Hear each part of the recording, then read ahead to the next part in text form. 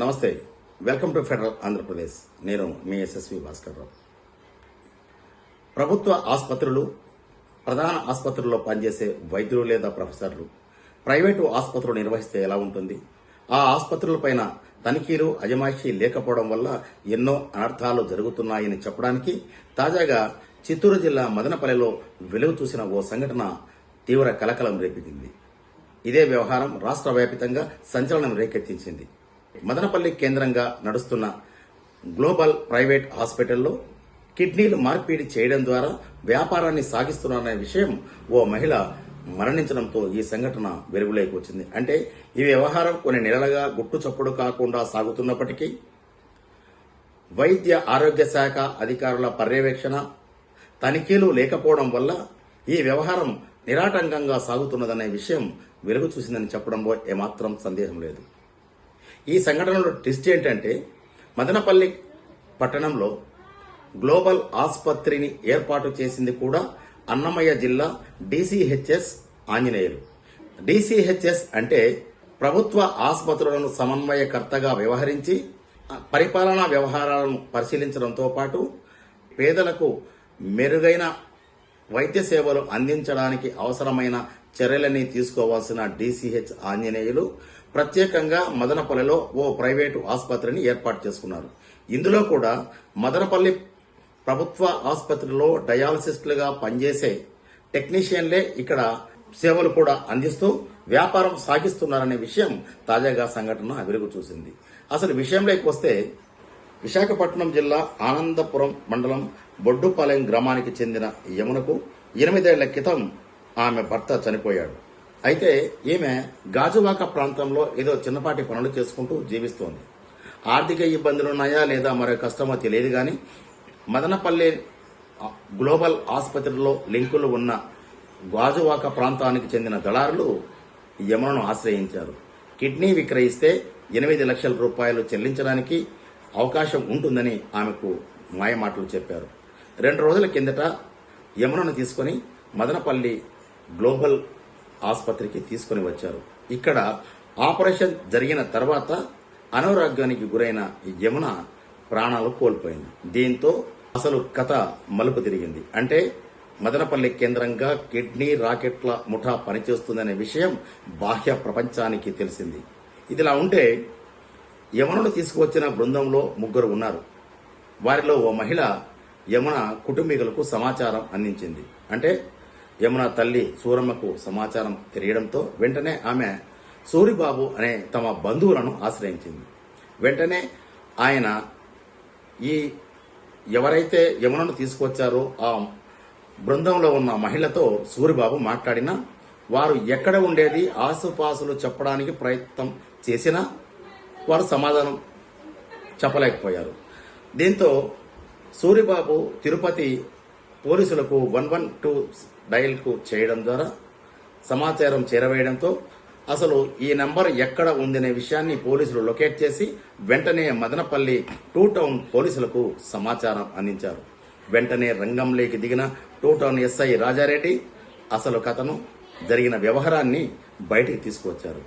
దీనికి సంబంధించి గ్లోబల్ ఆసుపత్రికి వెళ్లిన పోలీసులు అక్కడ దళారులుగా వ్యవహరించిన, అంటే కిడ్నీ రాకెట్ ముఠాలో దళారులుగా ఉన్న పద్మ, సత్య మరొకరితో పాటు ఇంకా 2 కూడా అదుపులోకి తీసుకున్నట్లు సమాచారం అందింది. దీనిపై బుధవారం ఉదయం 2 టౌన్ పోలీస్ స్టేషన్లో సిఐ రాజారెడ్డి మీడియాతో మాట్లాడుతూ ఏమంటున్నారంటే, బాధిత మహిళ యమున తల్లి సూరమ్మ ఫిర్యాదు మేరకు కేసు నమోదు చేశారు.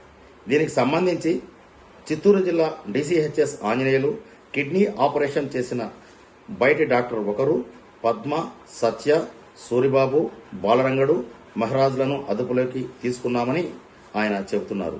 వారిపై చీటింగ్, మానవ అవయవాల అక్రమ రవాణా, హత్య తదితర సెక్షన్లపై కేసు నమోదు చేసి దర్యాప్తు చేస్తున్నామని ఆయన చెబుతున్నారు. దీంట్లో రకరకాల సెక్షన్లు చేస్తున్నాము. ఎందుకంటే ఇది culpable homicide not amounting to murder అనేది ఉంటుంది. దీంట్లో అది కొంచెం పెద్ద సెక్షనే ఉంది. ప్లస్ దీంట్లో చీటింగ్ ఉంది.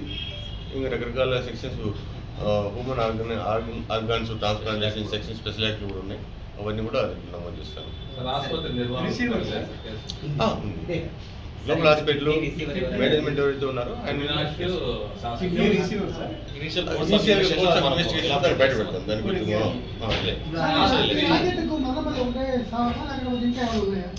అది ఫర్దర్ ఇన్వెస్టిగేషన్ లో మనం తెలుసుకోవాల్సింది ఉంది. ప్రస్తుతానికైతే మన దృష్టికి వచ్చింది ఇది ఒకటి చూస్తున్నాము. మిగతా కూడా మేము వెరిఫై చేస్తాము. దీని వెనకాల ఇంతకుముందు చేశారా, ఇప్పుడు చేస్తున్నారా, ఇంకా చేయబోతున్నారు, ఇట్లాంటివన్నీ కూడా మొత్తం ఎంక్వైరీ చేస్తాం. ఎంక్వైరీ చేసి వాళ్ళపైన కఠినమైన చర్యలు అయితే తీసుకుంటాం. మా సుపీరియర్ ఆఫీసర్స్ గైడెన్స్ మేరకు దీంట్లో ఫర్దర్ ఎంక్వైరీ కండక్ట్ చేస్తున్నాము. ఫర్దర్ ఎంక్వైరీ చేసిన తర్వాత కూలంకుషంగా మొత్తం అంతా ఇన్వెస్టిగేషన్ బయట పెడతాము. అయితే మదనపల్లి కేంద్రంగా నిర్వహిస్తున్న గ్లోబల్ ఆసుపత్రిలో ఈ కిడ్నీ రాకెట్ వ్యవహారం వెలుగు చూసింది. ఈ ఆసుపత్రిని జిల్లా ప్రభుత్వ ఆసుపత్రుల సమన్వయకర్తగా పనిచేస్తున్న ఆంజనేయులు ఏర్పాటు చేస్తే ఇదే ఆసుపత్రిలో ఆయన కోడలు డాక్టర్ సరస్వతి కూడా పనిచేస్తున్నారు. అంతేకాకుండా ఈ సరస్వతి అనే డాక్టర్ మదనపల్లి ప్రభుత్వ ఆసుపత్రిలో డయాలసిస్ విభాగం చీఫ్గా ఉన్నట్లు తెలిసింది.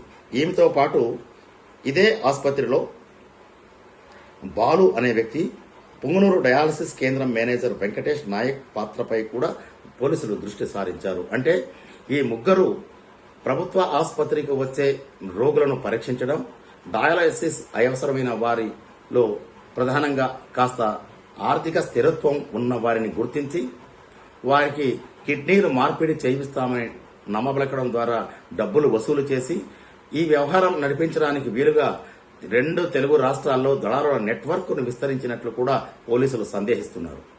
అయితే ఈ దళారులు తీసుకువచ్చే వ్యక్తుల కిడ్నీలు తొలగించడం ద్వారా ఎవరైతే సంపన్నులు డబ్బులు ఇచ్చారో, అంటే కిడ్నీ రోగంతో బాధపడుతున్నారో వారికి అమర్చి వారి నుంచి లక్షలాది రూపాయల సొమ్ము వసూలు చేసుకుంటున్నారనే సందేహాలు కూడా వ్యక్తమవుతున్నాయి. ఈ పరిస్థితుల్లో మదనపల్లె కేంద్రంగా సాగుతున్న ఈ కిడ్నీ రాకెట్ వ్యవహారం ఇటు ఆంధ్రప్రదేశ్లోనే కాకుండా తెలంగాణ రాష్ట్రానికి కూడా విస్తరించి అక్కడ దళారులను ఏర్పాటు చేసుకుని వారి ద్వారా పేదరికం, డబ్బులు అవసరమైన రోగులను, పేదలను గుర్తించి మదనపల్లికి తీసుకురావడం ద్వారా కిడ్నీలు తొలగించి వ్యాపారం సాగిస్తున్నారనే విషయంపైన పోలీసులు దర్యాప్తు చేస్తున్నారు.